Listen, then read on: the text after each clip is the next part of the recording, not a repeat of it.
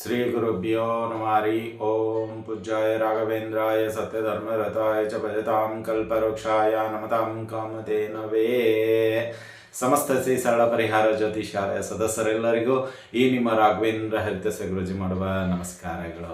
ಸಮಸ್ತ ಕುಲಬಾಂಧವರಿಗೆ SSP ಜ್ಯೋತಿಷಾಲಯ YouTube ಚಾನಲ್ಗೆ ಸ್ವಾಗತ ಸುಸ್ವಾಗತ ಕೋರುತ್ತಾ ಈ ದಿನ ನಾವು ಗುರು ಗೋಚಾರ ಫಲ ಇದೇ 2026 ಜೂನ್ 2ರಂದು ಮಧ್ಯಾಹ್ನ 2:25 ಗುರು ಮಿಥುನ ರಾಶಿಯಿಂದ ಕರ್ಕಾಟಕ ರಾಶಿಗೆ ಬರ್ತಾರೆ. ಮತ್ತು ಅದೇ ರೀತಿಯಾಗಿ ಅಕ್ಟೋಬರ್ 31ನೇ ತಾರೀಕು 12:50 ಮಧ್ಯಾಹ್ನ 12:50 ಕರ್ಕಾಟಕ ರಾಶಿಯಿಂದ ಮತ್ತೆ ಸಿಂಹ ರಾಶಿಗೆ ಹೋಗ್ತಾರೆ. ಸೊ ಅದರಿಂದ ಮತ್ತೆ ಹಿಮ್ಮುಖ ಚಲನೆ ಡಿಸೆಂಬರ್ 13ರಿಂದ ಮತ್ತೆ ಹಿಮ್ಮುಖ ಚಲನೆ ಗುರು ಸಂಚಾರ ನಡೀತಾ ಇದೆ. ಸೊ ಈ ಜೂನ್ 2 ಮಧ್ಯಾಹ್ನ 2:25 ಏನಿದು ಮಿಥುನ ರಾಶಿಯಿಂದ ಕರ್ಕಾಟಕ ರಾಶಿಗೆ ಮತ್ತು ಕರ್ಕಾಟಕ ರಾಶಿಯಿಂದ ಸಿಂಹ ರಾಶಿಗೆ ಮತ್ತೆ ಸಿಂಹ ರಾಶಿಯಿಂದ ಹಿಮ್ಮುಖ ಚಲನೆ ಈ ಎಲ್ಲ ಗ್ರಹಗಳ ಅಂದರೆ ಈ ಗುರು ಗ್ರಹ ಈ ಎಲ್ಲ ಗ್ರಹಗಳ ರಾಶಿಗಳ ಮುಖಾಂತರ ಸಂಚಾರ ಮಾಡ್ತಾ ಇರೋದ್ರಿಂದ ದ್ವಾದಶ ರಾಶಿಗಳು ಅಂದರೆ ನಿಮಗೆ ಮೇಷರಾಶಿಯಿಂದ ಮೀನ ರಾಶಿಯವರೆಗೂ ಏನೆಲ್ಲ ಫಲಗಳು ಸಿಗುವಂಥದ್ದಾಗತ್ತೆ ಮತ್ತು ಯಾವ ರಾಶಿಗೆ ಅನುಕೂಲತೆಗಳಿಂದ ಕೂಡಿರುತ್ತೆ, ಯಾವ ರಾಶಿಗಳಿಗೆ ಅನಾನುಕೂಲತೆಗಳಿಂದ ಕೂಡಿರುತ್ತೆ, ಹಾಗೂ ಯಾವ ರಾಶಿಗೆ ಎಚ್ಚರಿಕೆಯ ಗಂಟೆ ಅನ್ನೋಂಥ ಇರುತ್ತೆ, ಅದೆಲ್ಲವನ್ನು ತಿಳಿದುಕೊಳ್ಳೋಣ. ಅದಕ್ಕಿಂತ ಮುಂಚಿತವಾಗಿ ನಾವು ಈಗ ಗುರುಗ್ರಹದ ಬಗ್ಗೆ ತಿಳಿದುಕೊಳ್ಳೋಣ. ಅಂದರೆ ಈಗ ಗುರುಗ್ರಹ ನಿಮಗೆ ಮಿಥುನ ರಾಶಿಯಿಂದ ಜೂನ್ 2ನೇ ತಾರೀಕಿಗೆ ಕರ್ಕಾಟಕ ರಾಶಿಗೆ ಬರುವಂಥವ್ರಾಗ್ತಾರೆ. ಇಲ್ಲಿ ಕರ್ಕಾಟಕ ರಾಶಿಗೂ ಮತ್ತು ಸಿಂಹ ರಾಶಿಗೂ ಹೋಗ್ತಾ ಇದ್ದಾರೆ. ಸಿಂಹ ರಾಶಿಯಿಂದ ಮತ್ತೆ ಹಿಮ್ಮುಖ ಚಲನೆ ಆಗ್ತಾ ಇದೆ. ಸೊ ಇಲ್ಲಿ ಗುರು ಪ್ರಮುಖತೆ ಏನು ಅದನ್ನು ಮೊದಲನೇದಾಗಿ ನಾವು ತಿಳಿದುಕೊಳ್ಳೋ ಪ್ರಯತ್ನ ಮಾಡೋಣ. ಇಲ್ಲಿ ಗುರು ನಾವು ಬೃಹಸ್ಪತಿ ಅಂತ ಕರೆಯಲಾಗುತ್ತೆ ಜ್ಯೋತಿಷ್ಯ ಶಾಸ್ತ್ರದಲ್ಲಿ. ಮತ್ತು ಬುದ್ಧಿವಂತಿಕೆ, ಬೆಳವಣಿಗೆ, ಮಾರ್ಗದರ್ಶನ, ಅದೃಷ್ಟ ಮತ್ತು ಸರಿಯಾದ ಬೋಧನೆ, ನಂಬಿಕೆ ಇವೆಲ್ಲವುಗಳಿಂದ ಕೂಡಿರುತ್ತೆ ಗುರು. ಅಂದರೆ ಇಲ್ಲಿ ಗುರು ನಿಮಗೆ ಒಂದು ರೀತಿಯಲ್ಲಿ ಜಾತಕದಲ್ಲಿ ಲಗ್ನದಲ್ಲಿ ಆಗಿರಲಿ ರಾಶಿಯಲ್ಲಾಗಿರಲಿ ಗುರು ಇದ್ದದ್ದೇ ಆದಲ್ಲಿ ನಿಮಗೆ ಒಳ್ಳೆಯ ಮಾರ್ಗದರ್ಶನ ಸಿಗುವಂಥದ್ದಾಗುತ್ತೆ. ಜಾತಕದಲ್ಲಿ ಲಗ್ನದಲ್ಲಿ ಗುರು ಇದ್ದರೆ ಒಳ್ಳೆಯ ಯೋಗ, ಅಂದರೆ ನಿಮಗೆ ಬುದ್ಧಿಯಲ್ಲಿ ಹಿನ್ನಡೆ ಎಂಬುದು ಇರೋದಿಲ್ಲ. ಅಂದರೆ ನೀವೇನೇ ವಾದ ಮಾಡುವಂಥದ್ದಿದ್ರೂ ಅದು ಸತ್ಯಕ್ಕೆ ಹತ್ತಿರವಾಗಿರುತ್ತದೆ ಅನ್ನೋ ಬಲವಾದ ನಂಬಿಕೆ. ಅದಕ್ಕೆ ಈ ಗುರುನ ನಂಬಿಕೆಗೆ ಹೋಲಿಸಲಾಗತ್ತೆ. ಮತ್ತು ಅದೇ ರೀತಿಯಾಗಿ ಗುರು ರಾಶಿಯಲ್ಲಿದ್ದಾಗೂ ಅಷ್ಟೇ ನಿಮಗೆ ಧೈರ್ಯ ಬರುತ್ತೆ ಜಾಸ್ತಿ. ಇಷ್ಟು ದಿನ ಧೈರ್ಯ ಇರೋದಿಲ್ಲ ಅನ್ನೋದಿತ್ತು, ಈಗ ಧೈರ್ಯ ಬರುವಂಥದ್ದಾಗುತ್ತೆ. ಯಾವ ರಾಶಿಯಲ್ಲಿ ಗುರು ಬಂದುಬಿಡ್ತಾನೆ ಮೊದಲನೇ ಸ್ಥಾನದಲ್ಲಿ, ಆಟೋಮೆಟಿಕ್ ಆಗಿ ನಿಮಗೆ ಧೈರ್ಯಗಳು ಬರುವಂಥದ್ದಾಗುತ್ತೆ, ಅದೃಷ್ಟ ಬರುವಂಥದ್ದಾಗುತ್ತೆ. ಮತ್ತು ಅನೇಕ ಪೀಠಾಧಿಪತಿಗಳು, ನಿಮ್ಮ ಮಠದ ಪೀಠಾಧಿಪತಿಗಳಾಗಿರ್ಬೋದು, ಗುರುಗಳಾಗಿರ್ಬೋದು, ಗುರು ಹಿರಿಯರಾಗಿರ್ಬೋದು, ಅವರ ಆಶೀರ್ವಾದ, ಮಾರ್ಗದರ್ಶನ ಸುಲಭವಾಗಿ ಸಿಗುವಂಥದ್ದಾಗುತ್ತೆ. ಜಾತಕದಲ್ಲಿ ಗುರು ಲಗ್ನದಲ್ಲಿರಲಿ ರಾಶಿಯಲ್ಲಿದ್ದಾಗ ಇದು ಸಿಗುವಂಥದ್ದಾಗತ್ತೆ ಅಂತಲೇ ಹೇಳ್ಬೋದು. ಇನ್ನು ಗುರು ಒಂದು ರಾಶಿಯಿಂದ ಇನ್ನೊಂದು ರಾಶಿಗೆ ಬದಲಾವಣೆಗಳಲ್ಲೂ ಹೆಚ್ಚು ಕಡಿಮೆ 12ರಿಂದ 13 ತಿಂಗಳು ಹಿಡಿಯುತ್ತೆ. ಆದರೆ ಈ 2026ರಲ್ಲಿ 3 ರಾಶಿಗಳ ಜೊತೆಗೆ ಸಂಚಾರ ಆಗ್ತಾ ಇದೆ. ಮೊದಲನೆಯದು ಮಿಥುನ ರಾಶಿ ಇದೆ. ಈ ಜೂನ್ 2ಕ್ಕೆ ಮಿಥುನದಿಂದ ಕರ್ಕಾಟಕ ಹೋಗ್ತಾರೆ, ಕರ್ಕಾಟಕದಿಂದ ಸಿಂಹ ರಾಶಿಗೆ ಹೋಗ್ತಾರೆ, ಮತ್ತೆ ಡಿಸೆಂಬರ್ 13ರಿಂದ ಹಿಮ್ಮುಖ ಚಲನೆಗೆ ಪ್ರಾರಂಭ ಆಗುತ್ತೆ ಗುರು ಸಂಚಾರ. ಸೊ ಈ ಎಲ್ಲ ರೀತಿಯಲ್ಲಿ ಇರುತ್ತೆ ಗುರು ಇವುಗಳಲ್ಲದೆ ಕೆಲವು ಯೋಗಗಳನ್ನು ಕೊಡುವಂತನಾಗ್ತಾನೆ. ಸೊ ಅದರಲ್ಲಿ ನಿಮಗೆ ಆಧ್ಯಾತ್ಮಿಕವಾಗಿ ಒಳ್ಳೆಯ ರೀತಿಯಲ್ಲಿ ನಿಮಗೆ ಮಾರ್ಗದರ್ಶನ ಕೊಡ್ತಾನೆ, ದೇವತೆಗಳ ದರ್ಶನ ಮಾಡಿಸ್ತಾನೆ, ಮತ್ತು ನಿಮಗೆ ದೇವರ ಬಗ್ಗೆ ಅಚಲವಾದ ನಂಬಿಕೆ ಹುಟ್ಟಿಸ್ತಾನೆ. ಮತ್ತು ದೇವರಲ್ಲಿ ಕೆಲವು ಆಧ್ಯಾತ್ಮಿಕ ವಿಷಯಗಳಲ್ಲಿ ನಿಮಗೆ ಹೆಚ್ಚಿನ ಒಲವು ತೋರಿಸೋದ್ರ ಜೊತೆಗೆ ನಿಮಗೆ ಅದರಲ್ಲಿ ಏನಂತೀರ ಮರ್ಯಾದೆ ಅಥವಾ ಕೆಲವು ಅವಾರ್ಡುಗಳು ಬರುವಂಥದ್ದಾಗತ್ತೆ ಅಂತಲೇ ಹೇಳ್ಬೋದು. ಅದೇ ರೀತಿಯಾಗಿ ಕೀರ್ತಿ, ಅಂದರೆ ನಿಮ್ಮ ಪ್ರೊಫೆಷ್ನಲ್ ಏನು ಕೆಲಸ ಮಾಡ್ತಾ ಇದ್ದೀರೋ ಅದಕ್ಕೆ ಕೀರ್ತಿ ಬರುವಂತೆ ನೋಡ್ಕೊಳ್ತಾನೆ. ಹಣ ಸಂಪಾದನೆ ದ್ವಿಗುಣವಾಗುತ್ತೆ, ಮರ್ಯಾದೆ ಜಾಸ್ತಿ ಆಗುತ್ತೆ. ಮತ್ತು ನಿಮಗೆ ಉದ್ಯೋಗ ಮತ್ತು ಕುಟುಂಬ ಜೀವನದಲ್ಲಿ ಮತ್ತು ಆಧ್ಯಾತ್ಮಿಕತೆಯಲ್ಲಿ ಎತ್ತಿದ ಕೈ ಆಗ್ತೀರಿ. ಅಂದರೆ ಕುಟುಂಬದ ನಿರ್ವಹಣೆ ಅಂತೀವಿ, ಇದು ನಿಮಗೆ ತುಂಬ ಚೆನ್ನಾಗಿ ಕೂಡಿ ಬರುವಂಥದ್ದಾಗುತ್ತೆ ಈ ಸಮಯದಲ್ಲಿ.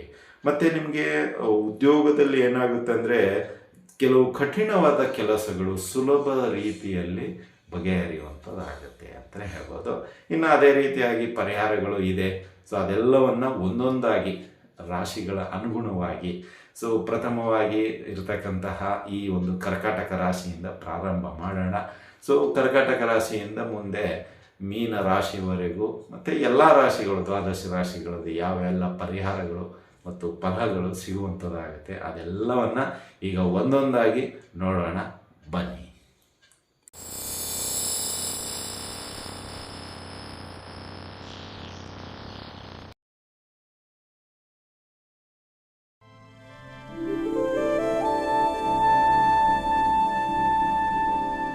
ದ್ವಾದಶ ರಾಶಿಗಳಲ್ಲಿ ಮೂರನೇ ರಾಶಿಯಾಗಿರ್ತಕ್ಕಂತಹ ಮಿಥುನ ರಾಶಿ. ಈ ಮಿಥುನ ರಾಶಿಯವರಿಗೆ ಗುರು ಗೋಚಾರ ಫಲಗಳು 2026-27 ಅನ್ನೋ ಒಂದು ಶೀರ್ಷಿಕೆಯಲ್ಲಿ ನೋಡೋದಾದರೆ, ಅಂದರೆ ನಿಮಗೆ ಗುರು ನಿಮ್ಮ ರಾಶಿಯಲ್ಲಿ ಇದ್ದಾನೆ. ಈಗ ಜೂನ್ 2ರಲ್ಲಿ ನಿಮಗೆ ಮಿಥುನ ರಾಶಿಯವರಿಗೆ 2ನೇ ಸ್ಥಾನ ಆಗುತ್ತೆ. ಆಮೇಲೆ ಸಿಂಹ ರಾಶಿಗೆ ಹೋದಾಗ 3ನೇ ಸ್ಥಾನ ಆಗುತ್ತೆ, ಮತ್ತೆ ಹಿಮ್ಮುಖ ಚಲನೆ ಆಗುತ್ತೆ. ಸೊ ಈ ಎಲ್ಲ ಒಂದು ಗುರು ಸಂಚಾರದ ಒಂದು ರೀತಿಯ ನೋಡೋದಾದರೆ ಮಿಥುನ ರಾಶಿಯವರಿಗೆ ಇಲ್ಲಿ ಜೂನ್ 2ರ ನಂತರ, ಅಂದರೆ 3ನೇ ತಾರೀಕು ಮಿಥುನ ಲಗ್ನ ಮತ್ತು ಮಿಥುನ ರಾಶಿಯವರಿಗೆ ಹೇಳೋದಾದರೆ ಇಲ್ಲಿ ಗುರು ನಿಮಗೆ 2ನೇ ಸ್ಥಾನ ಪ್ರಾರಂಭ ಆಗುತ್ತೆ. ಮತ್ತು ಅಕ್ಟೋಬರಲ್ಲಿ 3ನೇ ಸ್ಥಾನ ಪ್ರಾರಂಭ ಆಗುತ್ತೆ, ಮತ್ತು ಹಿಮ್ಮುಖ ಚಲನೆ. ಸೊ ಈ ಒಂದು ಸಮಯದಲ್ಲಿ ಗುರು ರಾಶಿಯವರಿಗೆ ಇದು ಮಿಥುನ ಲಗ್ನ ಮತ್ತು ಮಿಥುನ ರಾಶಿಯವರಿಗೆ ನೋಡೋದಾದರೆ ಇಲ್ಲಿ ನಿಮಗೆ ನೀವು ಎಷ್ಟು ಕೆಲಸಗಳನ್ನು ಒಪ್ಕೊಂಡಿರ್ತೀರೋ ಅಷ್ಟನ್ನು ನೀಟಾಗಿ ಮುಗಿಸುವಂತಹದಕ್ಕೆ ಕೈ ಹಾಕುವಂಥದ್ದಾಗುತ್ತೆ. ಅಂದರೆ ಗುರು ಸ್ವಲ್ಪ ನಿಮಗೆ ನೆಮ್ಮದಿ ಕೊಡುವಂಥವನಾಗ್ತಾನೆ. 2ನೇ ಸ್ಥಾನದಲ್ಲಿ ಏನಾಗುತ್ತೆ ಅಂದರೆ ನೆಮ್ಮದಿ, ತುಂಬ ನೆಮ್ಮದಿ ಮತ್ತು ತಾಳ್ಮೆ ಇದು ತುಂಬ ಚೆನ್ನಾಗಿ ಮಿಥುನ ರಾಶಿಯವರಿಗೆ ಬರುವಂಥದ್ದಾಗುತ್ತೆ. ಅಂದರೆ ಸಿಡುಕುತನ ಏನಿದೆ ಅದು ಸ್ವಲ್ಪ ಡೌನ್ ಆಗಿಬಿಡುತ್ತೆ. ಆಮೇಲೆ ನಿಮ್ಮಲ್ಲಿ ಇರ್ತಕ್ಕಂಥ ಆತುರತೆ ಅಂತೀವಿ, ಅದು ಡೌನ್ ಆಗಿಬಿಡುತ್ತೆ. ಆತುರ ಇರಲ್ಲ, ನೆಮ್ಮದಿ. ಅಂದರೆ ಈ ತೆಲುಗಲ್ಲಿ ಒಂದು ಗಾದೆ ಇದೆ, ಆತುರಾನಿಕೆ ಬುದ್ಧಿಮತ್ವ ತಕ್ಕುವ ಅಂತ. ಅಂದರೆ ಇಲ್ಲಿ ನಿಮಗೆ ದಿಢೀರ್ ನಿರ್ಧಾರ ತೆಗೆದುಕೊಳ್ಳೋದ್ರಿಂದ ಕೆಲವು ನಿಮ್ಮ ವ್ಯಕ್ತಿತ್ವ ಏನಿದೆ ಅದು ಸ್ವಲ್ಪ ಡೌನ್ ಆಗ್ತಾ ಬಂದಿತ್ತು. ಬಟ್ ನಿಮಗೆ ಜೂನ್ 2ರ ನಂತರ ಏನಾಗುತ್ತೆ ಅಂದರೆ ನಿಧಾನವಾಗಿ ಯೋಚನೆ ಮಾಡುವಂಥದ್ದಾಗತ್ತೆ. ಯಾವುದೇ ರೀತಿಯ ಒಂದು ಆತುರತೆ ಕಂಡು ಬರುವುದಿಲ್ಲ, ನಿರಾಳತೆ ಇರುತ್ತೆ, ಮನಸ್ಸಿಗೆ ತೋಚಿದ್ದನ್ನು ಮಾಡುವುದಿಲ್ಲ. ಸ್ವಲ್ಪ ವಿಶ್ರಮಿಸಿ ಅದಕ್ಕೆ ಬೇಕಾಗಿರ್ತಕ್ಕಂತಹ ಸಕಲ ರೀತಿಯ ಸಿದ್ಧತೆ ಮಾಡಿಕೊಂಡು 4-6 ವಿದ್ವಾಂಸರಲ್ಲಿ ಅಥವಾ ನಿಮಗೆ ಪರಿಚಿತರಲ್ಲಿ ಅದನ್ನು ಡಿಸ್ಕಸ್ ಮಾಡಿ ಆ ಒಂದು ವಿಷಯವನ್ನು ಮನದಟ್ಟಾಗುವ ರೀತಿಯಲ್ಲಿ ಅರ್ಥ ಮಾಡಿಕೊಂಡು ನೀವು ಪುನಃ ನಿಮ್ಮದೇ ಆದಂಥ ವೇನಲ್ಲಿ ಅದನ್ನು ಪ್ರಸ್ತುತಪಡಿಸ್ತೀರ. ಸೊ ಆ ರೀತಿಯಲ್ಲಿ ಗುರು ನಿಮ್ಮನ್ನು ರೆಡಿ ಮಾಡ್ತಾನೆ ಅಂತಲೇ ಹೇಳ್ಬೋದು. ಇನ್ನು ಗುರು ನಿಮ್ಮ ರಾಶಿ ಮಿಥುನ ರಾಶಿ ಮತ್ತು ಮಿಥುನ ಲಗ್ನದವರಿಗೆ ಹೇಳೋದಾದರೆ ಇಲ್ಲಿ ಗುರು ನಿಮಗೆ 2ನೇ ಸ್ಥಾನ ಮತ್ತು 3ನೇ ಸ್ಥಾನದಂತ ನೋಡೋದಾದರೆ ಇಲ್ಲಿ ನಿಮ್ಮನ್ನು ಉದ್ಯೋಗದಲ್ಲಾಗಿರಲಿ, ಕೌಟುಂಬಿಕವಾಗಿರಲಿ, ಆರ್ಥಿಕವಾಗಿರಲಿ ಮತ್ತು ವೈಯಕ್ತಿಕವಾಗಿರಲಿ ನಿಮ್ಮನ್ನು ಯಾವ ರೀತಿ ಗುರುತಿಸ್ತಾನೆ ಅಂತ ಹೇಳಿದರೆ ನಿಮ್ಮ ಹಳೆಯ ಕೆಲಸ ಕಾರ್ಯಗಳಿಂದ ನಿಮ್ಮನ್ನು ಐಡೆಂಟಿಫಿಕೇಷನ್ ಮಾಡಿಸ್ತಾನೆ. ಅಂದರೆ ನೀವು 2020ರಲ್ಲೋ 22ರಲ್ಲೋ 23ರಲ್ಲೋ ಅಥವಾ ಇತ್ತೀಚೆಗೆ 2026 ಅಂದರೆ ಈ ಜನವರಿಯಿಂದ ಮೇವರೆಗೂ ಏನೆಲ್ಲ ಕೆಲಸ ಕಾರ್ಯಗಳನ್ನು ಮಾಡಿದ್ದೀರಾ, ಫ್ಲ್ಯಾಶ್ ಬ್ಯಾಕ್ ಅಂತೀವಿ, ಅದರಿಂದ ನಿಮ್ಮನ್ನು ಈ ಒಂದು ಜೂನ್ 3ರ ನಂತರ ಗುರುತಿಸೋಕ್ಕೆ ಪ್ರಾರಂಭ ಆಗುತ್ತೆ. ಅಂದರೆ ಐಡೆಂಟಿಫಿಕೇಷನ್ ಅಂದರೆ ನಿಮ್ಮನ್ನು ಗುರುತಿಸಿ ನಿಮ್ಮನ್ನು ಗೌರವಿಸಲಾಗೋದು, ನಿಮ್ಮ ಹಳೆಯ ಕೆಲಸಗಳಿಗೆ ಗೌರವ ಬರುವಂಥದ್ದಾಗ್ಬೋದು, ಆರ್ಥಿಕವಾಗಿ ಮುನ್ನುಗ್ಗುವಂತೆ ಮಾಡುವಂಥದ್ದಾಗ್ಬೋದು, ಮತ್ತು ನಿಮಗೆ ಅಡೆತಡೆಗಳು ಹಳೆಯ ಕೆಲಸ ಕಾರ್ಯಗಳು ಅಂದರೆ ಕೋರ್ಟು ಕಚೇರಿ ಅಥವಾ ನಿಮ್ಮ ಒಂದು ಭೂಮಿಗೆ ಸಂಬಂಧಪಟ್ಟಂತೆ ಕೋರ್ಟು ಕಚೇರಿ, ವೈಯಕ್ತಿಕ ಒಂದು ವಿಚಾರಗಳಲ್ಲಿ ಕೋರ್ಟು ಕಚೇರಿ, ಇವೇನು ಕೋರ್ಟು ಕಚೇರಿ ಅಂತ ನಡೀತಾ ಇರುತ್ತಲ್ಲ ಕೆಲಸಗಳು, ಅದೆಲ್ಲ ಸುಲಭವಾಗಿ ನಿಮ್ಮ ಪರವಾಗಿ ಬರುವಂತೆ, ಸಾಕ್ಷಾಧಾರಗಳು ಸಿಗುವಂತೆ, ನಿಮಗೆ ಅನುಕೂಲವಾಗುವಂತೆ ಗುರು ನೋಡಿಕೊಳ್ತಾನೆ. ಅಂದರೆ ಇಷ್ಟು ದಿನ ಅನುಕೂಲ ಇಲ್ಲ ಅಂತಲ್ಲ, ಅನುಕೂಲ ಇದ್ರೂ ಅದು ಮೂವ್ ಆಗ್ತಾ ಇರಲಿಲ್ಲ. ಎಲ್ಲೋ ಒಂದು ಕಡೆ ನಾವು ಹೋದಾಗ ಅವ್ರು ಬರಲ್ಲ, ಅವ್ರು ಹೋದಾಗ ನಾವಿರಲ್ಲ, ಜಡ್ಜ್ ಹಂಗೆ ಏನು ಹಿಯರಿಂಗ್ ಪೋಸ್ಟ್ಪೋನ್ ಆಗ್ತಾನೆ ಬರ್ತಿತ್ತು. ಅಥವಾ ಸರಿಯಾದ ಸಾಕ್ಷಿಗಳು ಇಲ್ಲದೇ ಇರುವಂದರೆ ನಿಮ್ಮ ಲಾಯರು ಇಲ್ಲ ಕಷ್ಟ ಆಗುತ್ತೆ, ಮುಂದೆ ನೋಡೋಣ, ಪೋಸ್ಟ್ಪೋನ್ ಮಾಡೋಣ, ಅಥವಾ ನೀವು ಬರಬೇಡಿ, ಏನೋ ನಿಮಗೆ ಅವರು ಒಂದಿಷ್ಟು ಮೆಸೇಜ್ ಕೊಡೋದು. ಇದರಿಂದ ಏನಾಗೋಗ್ಬಿಡುತ್ತೆ, ಮಾನಸಿಕವಾಗಿ ನೀವು ಸ್ವಲ್ಪ ಎಲ್ಲೋ ಡಿಸ್ಟರ್ಬ್ ಆಗಿದ್ರಿ. ಬಟ್ ಈ ಜೂನ್ 3 ನಂತರ ಏನಾಗುತ್ತೆ ಅಂದರೆ, ನಿಮ್ಮ ಕಳೆದು ಹೋಗಿರತಕ್ಕಂಥ ವಸ್ತುಗಳಾಗಿರ್ಬೋದು, ನಿಮ್ಮ ಕೇಸುಗಳಾಗಿರ್ಬೋದು, ನಿಮ್ಮ ಅವಮಾನಗಳಾಗಿರ್ಬೋದು, ಎಲ್ಲವೂ ಒಂದು ರೀತಿಯಲ್ಲಿ ನಿಂತು ಹೋಗ್ಬಿಡ್ತವೆ. ಅಂದರೆ ನಿಮಗೆ ಪ್ರಕಾಶಮಾನವಾಗಿ ಕಾಣುವಂತೆ, ನೀವು ಒಂದು ಎತ್ತರ ಹಂತಕ್ಕೆ ಬೆಳೆಯುವಂತೆ ಗುರು ನೋಡಿಕೊಳ್ತಾನೆ. ಅಂದರೆ ನಿಮ್ಮ ಹಳೆಯ ಕನಸುಗಳು ಏನಿದೆಯೋ ಅದೆಲ್ಲ ಈಡೇರಿಸುವಂತಹ ಕೆಲಸ ಜೂನ್ 3ಕ್ಕೆ ಪ್ರಾರಂಭ ಆಗುತ್ತೆ. ನಿಮ್ಮ ಹಳೆಯ ಅಡೆತಡೆಗಳು, ಈ ಕೋರ್ಟು ವ್ಯಾಜ್ಯಗಳು, ಮತ್ತು ಕೆಲವು ವೈಯಕ್ತಿಕ ನಿಂತು ಹೋಗಿರತಕ್ಕಂಥ ಕೆಲಸ ಕಾರ್ಯಗಳು, ಅದೆಲ್ಲವೂ ಕೂಡ ಗುರು ವೇಗವಾಗಿ ಮುಂದೆ ಹೋಗುವಂತೆ ಮಾಡ್ತಾನೆ, ಜಯದ ಪ್ರದವಾಗಿ ತಂದೊಡ್ಡುತ್ತಾನೆ ಅಂತಲೂ ಹೇಳ್ಬೋದು. ಇನ್ನು ಅದೇ ರೀತಿಯಾಗಿ ಆರ್ಥಿಕವಾಗಿ ನೋಡೋದಾದರೆ, ನಿಮ್ಮ ಸಣ್ಣ ಪುಟ್ಟ ಹಳೆಯ ಸಾಲಗಳು, ದೊಡ್ಡ ಸಾಲಗಳು ಮತ್ತು ನಿಮ್ಮ ವೈಯಕ್ತಿಕ ಸಾಲಗಳು ಎಲ್ಲವೂ ಒಂದೊಂದಾಗಿ ತೀರಿಸುವ ಹಂತಕ್ಕೆ ಬರ್ತೀರಾ. ಅಂದರೆ ಇಷ್ಟು ದಿನ ತುಂಬ ಬೆಟ್ಟದಷ್ಟು ಸಾಲ, ಈಗ ನಾನು ತುಂಬ ಪ್ರಿಡಿಕ್ಷನ್ ನೋಡ್ತಾ ಇರ್ತೀವಿ, ಈಗ ಪ್ರತಿದಿನ ಬರ್ತಾನೆ ಇದೆ ನಗರಗಳೇ ನಮ್ಮ ಒಂದು ಪ್ರಿಡಿಕ್ಷನ್ ನೋಡಿ ಅಂತ ನೋಡ್ತಾ ಇರ್ತೀವಿ. ಮಿಥುನ ರಾಶಿ, ಮಿಥುನ ಲಗ್ನ, ಸೊ ಇವ್ರದ್ದು ಸಾಲನೇ ಜಾಸ್ತಿ ಇರುತ್ತೆ, ಎಲ್ಲರ ಹತ್ರನೂ ಸಾಲ ಮಾಡಿರ್ತಾರೆ. ಬಟ್ ತೀರಿಸೋ ಅಂತ ಒಂದು ವಿಷಯಕ್ಕೆ ಬಂದರೆ ಕಡಿಮೆ ಇದೆ. ಸೊ ಅದು ಏನಾಗುತ್ತೆ, ನಿಮಗೆ ಜೂನ್ 3 ನಂತರ ಒಂದೊಂದಾಗಿ ತೀರಿಸ್ತಾ ಬರ್ತೀರಾ, ಒಂದು ಸಿದ್ಧತೆ ಮಾಡ್ಕೊಳ್ತೀರಾ, ಯಾರಿಗೆ ಪ್ರಿಯಾರಿಟಿ ಕೊಡ್ತೀರಾ, ಯಾರದು ತೀರಿಸಿದರೆ ನನಗೆ ಮುಂದೆ ಭವಿಷ್ಯತ್ ಕಾಲದಲ್ಲಿ ಅನುಕೂಲ ಆಗುತ್ತೆ ಅಂತ ಅವರಿಗೆ ಸಾಧ್ಯವಾದಷ್ಟು ದುಡ್ಡನ್ನು ಸಂಗ್ರಹ ಮಾಡಿ ಅವರಿಂದ ಮುಕ್ತಿ ಹೊಂದಲು ಪ್ರಯತ್ನ ಮಾಡ್ತೀರಾ ಆರ್ಥಿಕವಾಗಿ. ಇನ್ನು ಹೊಸ ಒಂದು ಪ್ರಾಜೆಕ್ಟು ಅಥವಾ ಬಿಸ್ನೆಸ್ ಆಗಿರಲಿ ಕೈ ಹಾಕುವಂಥದ್ದಾಗುತ್ತೆ. ಡ್ರೀಮ್ ನಿಮ್ಮ ಪ್ರಾಜೆಕ್ಟು, ಅದಕ್ಕೆ ಒಳ್ಳೆಯ ಶುಭ ಮತ್ತು ಒಂದಿಷ್ಟು ಮಾರ್ಗದರ್ಶನ ಸಿಗುವಂಥದ್ದಾಗುತ್ತೆ ಮಿಥುನ ಲಗ್ನ ಮತ್ತು ಮಿಥುನ ರಾಶಿಯವರಿಗೆ ಅಂತಲೇ ಹೇಳ್ಬೋದು. ಇನ್ನು ಅದೇ ರೀತಿ ಕುಟುಂಬ ಸಂಬಂಧಗಳು ಸುಧಾರಣೆ ಆಗುತ್ತೆ, ಕುಟುಂಬದಲ್ಲಿ ಅನ್ಯೋನ್ಯತೆ ಜಾಸ್ತಿ ಆಗುತ್ತೆ, ಕುಟುಂಬದಲ್ಲಿ ನಿಮ್ಮ ಒಂದು ಮುಂದಾಳತ್ವದಿಂದ ಶುಭ ಕಾರ್ಯಗಳು ನಡೆಯುವಂಥದ್ದಾಗುತ್ತೆ, ಕುಟುಂಬದಲ್ಲಿ ನಿಮ್ಮ ಒಂದು ಇಂಪಾರ್ಟೆಂಟ್ ಅಂದರೆ ನಿಮ್ಮ ಒಂದು ಅನುಪಸ್ಥಿತಿ ಅವ್ರಿಗೆ ಕಾಣಿಸ್ತಾ ಇರುವಂಥದ್ದು ಇರುತ್ತೆ. ಅಂದರೆ ನೀವು ಪ್ರೆಸೆಂಟ್ ಇದ್ದರೆ ಹೇಗಿರ್ತಿದ್ರೆ, ಆಬ್ಸೆಂಟ್ ಆದರೆ ಹೇಗಿರುತ್ತೆ ಎಂಬುದು ಮನದಟ್ಟು ಮಾಡಿಸ್ತಾನೆ ಕುಟುಂಬದಲ್ಲಿ ನಿಮ್ಮ ಜವಾಬ್ದಾರಿಯನ್ನು ಅಂತಲೇ ಹೇಳ್ಬೋದು. ಅದೇ ರೀತಿಯಾಗಿ ಕುಟುಂಬದ ಜವಾಬ್ದಾರಿಗಳು ಕೂಡ ನಿಮಗೆ ಜಾಸ್ತಿ ಆಗುತ್ತೆ ಮುಂದಿನ ದಿನಗಳಲ್ಲಿ ಅಂತಲೇ ಹೇಳ್ಬೋದು. ಇನ್ನು ಅದೇ ರೀತಿಯಾಗಿ ಶಿಕ್ಷಣಕ್ಕೆ ಬಂದರೆ ವಿದ್ಯಾರ್ಥಿಗಳಿಗೆ ಈ ಒಂದು ಸಮಯದಲ್ಲಿ ಓದಿಗೆ ಒಳ್ಳೆಯ ಸಮಯಾವಕಾಶ, ಜ್ಞಾನ ಸಂಪಾದನೆ ಆಗುವಂಥದ್ದಾಗುತ್ತೆ. ಯಾರೆಲ್ಲ ಫೈನಲ್ ರಿಸಲ್ಟ್ಗೋಸ್ಕರ ಕಾಯ್ತಾ ಇದ್ದೀರೋ ಅವರಿಗೆ ಒಳ್ಳೆಯ ಒಂದು ಶುದ್ಧಿ ಸಿಗುವಂಥದ್ದಾಗುತ್ತೆ, ವಿದೇಶದಿಂದ ಒಳ್ಳೆಯ ವಾರ್ತೆ ನಿಮಗೆ ಸಿಗುವಂಥದ್ದಾಗುತ್ತೆ ಅಂತಲೇ ಹೇಳ್ಬೋದು. ಆಮೇಲೆ ನಿಮಗೆ ಮನಸ್ಸಿನ ಸ್ಥಿತಿ ಅಂತ ನೋಡೋದಾದರೆ ಕಂಟ್ರೋಲ್ ಸಿಗುವಂಥದ್ದಾಗುತ್ತೆ. ಯಾವುದೇ ರೀತಿ ಟೆಂಪ್ ಅಂತೀವಲ್ಲ ಅದು ಆಗೋದಿಲ್ಲ. ನಾವು ಮುಂಚೆ ಹೇಳಿದ್ವಿ, ನಿರಾಳತೆ ಸಿಗುವಂಥದ್ದಾಗುತ್ತೆ, ನೆಮ್ಮದಿ ಸಿಗುವಂಥದ್ದಾಗುತ್ತೆ. ನೆಮ್ಮದಿ ಇದ್ದಲ್ಲಿ ಕೆಲಸವೂ ಕೂಡ ಸಮಾಧಾನ ರೀತಿಯಲ್ಲಿ ಯಶಸ್ವಿ ಆಗುವಂಥದ್ದಾಗುತ್ತೆ ಅಂತಲೇ ಹೇಳ್ಬೋದು. ಇನ್ನು ಅದೇ ರೀತಿಯಲ್ಲಿ ಆರೋಗ್ಯದಲ್ಲಿ ಸ್ವಲ್ಪ ನಿಮಗೇನಾಗುತ್ತೆ, ಈ ಖಾಸಗಿ ಅಂಗಗಳು ಏನಿರುತ್ತಲ್ಲ, ನಿಮ್ಮದೇ ವೈಯಕ್ತಿಕವಾಗಿ ಹೇಳೋದಾದರೆ ಇಲ್ಲಿ ಸ್ವಲ್ಪ ನಿಮಗೆ ತೊಂದರೆ ಆಗುತ್ತೆ. ಇನ್ನು ಸಂತಾನ ಭಾಗ್ಯದಗೋಸ್ಕರ ಯಾರೆಲ್ಲ ನೀವು ಪ್ರಯತ್ನ ಮಾಡ್ತಾ ಇರ್ತೀರ ದಂಪತಿಗಳು, ಅವರಿಗೆ ಸ್ವಲ್ಪ ಎಲ್ಲೋ ಅಳಕುತನ ಕಾಣುವಂಥದ್ದಾಗತ್ತೆ ಅಂತಲೇ ಹೇಳ್ಬೋದು.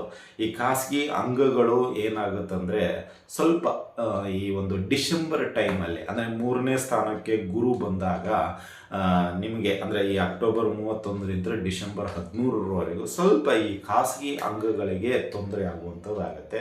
ಆ ಸಮಯದಲ್ಲಿ ಸ್ವಲ್ಪ ಹುಷಾರಾಗಿದೆ. ಡಿಸೆಂಬರ್ 13ನೇ ತಾರೀಕುವರೆಗೂ, ಅಂದರೆ ಅಕ್ಟೋಬರ್ 31ರಿಂದ ಡಿಸೆಂಬರ್ 13 ಈ ಒಂದು ಸಮಯದಲ್ಲಿ ಬೇಡದೇ ಇರೋ ವಿಷಯಕ್ಕೆ ಹೋಗಬೇಡಿ ದಯವಿಟ್ಟು. ಯಾವುದೇ ಒಂದು ವೈಯಕ್ತಿಕ ಬದುಕಿನಲ್ಲಿ ಬೇಡದೆ ಈ ದುಶ್ಚಟಗಳಿಗೆ ಬಲಿ ಆಗದೇ ಇರುವಂತೆ ನೋಡಿಕೊಳ್ಳಿ. ಅಕ್ಟೋಬರ್ 31ರಿಂದ ಡಿಸೆಂಬರ್ 13ನೇ ತಾರೀಕು. ಯಾಕೆಂದರೆ ಅಲ್ಲಿ 3ನೇ ಸ್ಥಾನದಲ್ಲಿ ಗುರು ಬರ್ತಾ ಇರೋದ್ರಿಂದ ಕೆಲವು ದುಶ್ಚಟಕ್ಕೆ ಪ್ರೇರೇಪಿಸ್ತಾನೆ, ಅಥವಾ ಏನಂತೀರ ಸಂಘ ಸವಾಸ ದೋಷ ಅಂತೀವಿ, ಸಂಘ ದೋಷದಿಂದ ಕೆಡುವಂಥದ್ದು ಇದೆ. ಇದರಿಂದ ನಿಮ್ಮ ಖಾಸಗಿ ಅಂಗಕ್ಕೆ ತೊಂದರೆ ಆಗುವಂಥದ್ದು ಇದೆ. ಹಾಗಾಗಿ ಸ್ವಲ್ಪ ಎಚ್ಚರಿಕೆ ಇದ್ದರೆ ಮಿಥುನ ರಾಶಿಯವರು ಅಂತಲೇ ಹೇಳಬಹುದು. ಒಟ್ಟಾರೆಯಾಗಿ ನೋಡೋದಾದರೆ ಮಿಥುನ ರಾಶಿಯ ಲಗ್ನ ಮತ್ತು ಮಿಥುನ ರಾಶಿಯವರೆಗೆ ಒಳ್ಳೆಯದೇ ಇದೆ. ಕೆಲವೊಂದಿಷ್ಟು ಆರೋಗ್ಯದಲ್ಲಿ ವಿಷಯಕ್ಕೆ ಬಿಟ್ಟರೆ ಇನ್ನು ಉಳಿದೆಲ್ಲ ಚೆನ್ನಾಗಿದೆ, ಒಳ್ಳೆಯದಾಗಲಿ. ಇನ್ನು ಗುರುವಿನ ಇನ್ನೂ ಹೆಚ್ಚಿನ ಒಂದು ನಮಗೆ ಆಧ್ಯಾತ್ಮಿಕವಾಗಿ ಆಗಿರಲಿ ಮತ್ತು ಪರಿಹಾರಗಳ ರೂಪದಲ್ಲಂತ ನೋಡೋದಾದರೆ ಪ್ರತಿ ಗುರುವಾರ ಉಪವಾಸ ಮಾಡಿ ಗುರುಗಳ ಜ್ಞಾನ ಮಾಡಿ ಗುರುರಾಯರನ್ನು ಪ್ರಾರ್ಥನೆ ಮಾಡ್ಕೊಳ್ಳಿ. ಓಂ ಶ್ರೀ ರಾಘವೇಂದ್ರಾಯ ನಮಃ ಅಂತ ಪ್ರತಿನಿತ್ಯ 108 ಸತ ಹೇಳ್ಕೊಳ್ಳಿ. ಮತ್ತು ಪ್ರತಿದಿನ ನಿಮ್ಮ ಮನೆಯ ಸುತ್ತಮುತ್ತ ರಾಘವೇಂದ್ರ ಸ್ವಾಮಿಗಳ ಮಠ ಇದ್ದರೆ ದರ್ಶನ ಮಾಡ್ಕೊಳ್ಳಿ, ತೀರ್ಥ ಪ್ರೋಕ್ಷಣೆ ಮಾಡ್ಕೊಳ್ಳಿ, ಮಂತ್ರಾಕ್ಷತೆಯನ್ನು ತಲೆ ಮೇಲೆ ಹಾಕ್ಕೊಳ್ಳಿ. ಎಲ್ಲ ನಿಮ್ಮ ಒಂದು ಕಷ್ಟಗಳು ಏನಿದೆ ಅದೆಲ್ಲ ನಿವಾರಣೆ ಆಗುವಂಥದ್ದಾಗುತ್ತೆ ಆ ಗುರುಗಳ ಒಂದು ನೇರ ಮಾರ್ಗದರ್ಶನ ಮತ್ತು ನೇರ ದರ್ಶನದಿಂದ ಅಂತಲೇ ಹೇಳಬಹುದು. ಇನ್ನು ಆರೋಗ್ಯದ ವಿಷಯಕ್ಕೆ ಬರೋದಾದರೆ ಅಂದರೆ ನಾವು ಹೇಳಿದ್ದೀವಿ ಅಕ್ಟೋಬರ್ 31ರಿಂದ 13ನೇ ತಾರೀಕುವರೆಗೂ ಸ್ವಲ್ಪ ನಿಮ್ಮ ವೈಯಕ್ತಿಕ ಬದುಕಿನಲ್ಲಿ ಖಾಸಗಿ ಅಂಗಕ್ಕೆ ಸ್ವಲ್ಪ ತೊಂದರೆ ಅಂತ ಹೇಳಿದ್ದೀವಿ. ಇದು ನಾವು ಬಿಡಿಸಿ ಹೇಳಲಾರದಂಥ ನಂಟು, ಹಾಗಾಗಿ ಖಾಸಗಿ ಅಂಗ ಅಂತ ಹೇಳಿದ್ದೀವಿ. ನಿಮ್ಗೆ ಅರ್ಥ ಆಗಿದೆ ಅಂತ ತಿಳ್ಕೊಂಡಿದ್ದೀನಿ. ಇಲ್ಲಿ ದುಶ್ಚಟಕ್ಕೆ ಬಲಿಯಾಗುವಂಥ ಪ್ರಮಾಣಗಳು ಜಾಸ್ತಿ ಇದೆ. ಸೊ ಒಂದು ಹೆಣ್ಣಿಗೆ ಮೋಸ ಹೋಗುವಂಥ ಅವಕಾಶಗಳು ಜಾಸ್ತಿ ಇದೆ. ಆಗ ಅದಕ್ಕೆ ನಾವು ಖಾಸಗಿ ಅಂಗ ಅಂತ ಕರೆದಿದ್ದೀವಿ. ಸೊ ಇಲ್ಲಿ ಅದರ ಬಗ್ಗೆ ತುಂಬ, ಅದು ಹೆಣ್ಣಿರಲಿ ಗಂಡಿರಲಿ, ಸೊ ಈ ಒಂದು ಸಮಯದಲ್ಲಿ ಅಕ್ಟೋಬರ್ 31ರಿಂದ ಡಿಸೆಂಬರ್ 13ನೇ ತಾರೀಕುವರೆಗೂ ಸ್ವಲ್ಪ ಜಾಗೃತಿಯಾಗಿರಿ. ಯಾವುದೇ ರೀತಿಯ ದುಶ್ಚಟ ಸವಾಸ ಮಾಡಲು ಹೋಗಬೇಡಿ. ದುಷ್ಟ ಸಂಘದಿಂದ ದೂರ ಇರಿ ಅಥವಾ ದುಷ್ಟ ಗೆಳೆತನದಿಂದ ದೂರ ಇರಿ. ಸೊ ನಿಮ್ಮ ಮುನ್ಸೂಚನೆ ಏನಾದರೂ ಆ ಕಡೆ ಎಳಿತಾ ಬಂತು ಅಂತ ಹೇಳೋದಾದರೆ ಸ್ವಲ್ಪ ಕಂಟ್ರೋಲ್ ಮಾಡ್ಕೊಳ್ಳಿ, ಅಥವಾ ಆ ಕಡೆ ಹೋಗೋದನ್ನೇ ತಪ್ಪಿಸಿದರೆ ತುಂಬ ಉತ್ತಮ ಅಂತಲೇ ಹೇಳಬಹುದು. ಇನ್ನು ನಿಮಗೆ ಈ ಒಂದು ದಿನದಲ್ಲಿ ರಾಘವೇಂದ್ರ ಸ್ತೋತ್ರವನ್ನು ಪಠನೆ ಮಾಡಿ, ದಕ್ಷಿಣಮೂರ್ತಿ ಸ್ತೋತ್ರವನ್ನು ಪಠನೆ ಮಾಡಿ, ರಾಘವೇಂದ್ರ ಅಷ್ಟೋತ್ತರ ಮತ್ತು ದಕ್ಷಿಣಮೂರ್ತಿ ಅಷ್ಟೋತ್ತರ, ಸಾಧ್ಯವಾದರೆ ಮಂತ್ರಾಲಯಕ್ಕೆ ಹೋಗಿ ರಾಯರ ದರ್ಶನ ಮಾಡ್ಕೊಂಡು ಬನ್ನಿ 3 ತಿಂಗಳಿಗೆ ಒಮ್ಮೆ. ಸೊ ಇದರಿಂದ ಗುರುಗಳ ಆಶೀರ್ವಾದ, ಗುರುಗಳ ದರ್ಶನದಿಂದ ನಿಮಗೆ ಒಂದು ರೀತಿಯಲ್ಲಿ ಎಕ್ಸ್ಟ್ರಾ ಎನರ್ಜಿ ಬರುವ ರೀತಿಯಲ್ಲಿ ಧೈರ್ಯ, ಸಾಹಸ, ಒಳ್ಳೊಳ್ಳೆ ಶುಭ ವಾರ್ತೆಗಳು ಸಿಗುವಂಥದ್ದಾಗತ್ತೆ ಅಂತಲೇ ಹೇಳ್ಬೋದು. ಇನ್ನು ಅದೇ ರೀತಿಯಾಗಿ ಪ್ರತಿ ಒಂದು ಹುಣ್ಣಿಮೆಯ ದಿನ ಬ್ರಾಹ್ಮಣರಿಗೆ ದವಸ ಧಾನ್ಯಗಳನ್ನು ದಾನವಾಗಿ ನೀಡಿ, ಇದರಿಂದ ನಿಮಗೆ ಯಥೇಚ್ಛವಾಗಿ ಗುರುಗಳ ಆಶೀರ್ವಾದ ಸಿಗುವಂಥದ್ದಾಗತ್ತೆ ಅಂತಲೇ ಹೇಳ್ಬೋದು. ಇದಾಗಿತ್ತು ಮಿಥುನ ರಾಶಿಯ ಗುರುಗೋಚಾರ ಫಲಾಫಲಗಳು. ಈ ಒಂದು ವಿಡಿಯೋ ನಿಮಗೆ ಇಷ್ಟ ಆಗಿದ್ದರೆ ಲೈಕ್ ಮಾಡಿ, ಜಾಸ್ತಿ ಇಷ್ಟ ಆಗಿದ್ದರೆ ಶೇರ್ ಮಾಡಿ, ಹಾಗೂ ನಮ್ಮ SSP ಯೂಟ್ಯೂಬ್ ಚಾನಲ್ ಬಗ್ಗೆ ನಿಮ್ಮ ಅನಿಸಿಕೆ ಅಭಿಪ್ರಾಯಗಳನ್ನು ಹಂಚಿಕೊಳ್ಳಿ. ಮತ್ತು ಮುಂದೆ ಬರ್ತಕ್ಕಂತಹ ಒಂದಿಷ್ಟು ಆಧ್ಯಾತ್ಮಿಕ ವಿಷಯಗಳಿಗೆ ಇನ್ನೂ ಹೆಚ್ಚಿನ ಒಂದು ಆಸಕ್ತಿಯಾಗಿದ್ದರೆ ದಯವಿಟ್ಟು ಸಬ್ಸ್ಕ್ರೈಬ್ ಮಾಡ್ಕೊಳ್ಳಿ ಅಂತ ಹೇಳ್ತಾ ಇಲ್ಲಿಗೆ ವಿಷಯ ಮುಗಿಸ್ತಾ ಇದ್ದೀವಿ. ಶುಭವಾಗಲಿ, ಶುಭಮಸ್ತು, ಶುಭಂ ಭೂಯಾತ್, ಸರ್ವೇ ಜನಃ ಸುಖಿನೋ ಭವಂತು.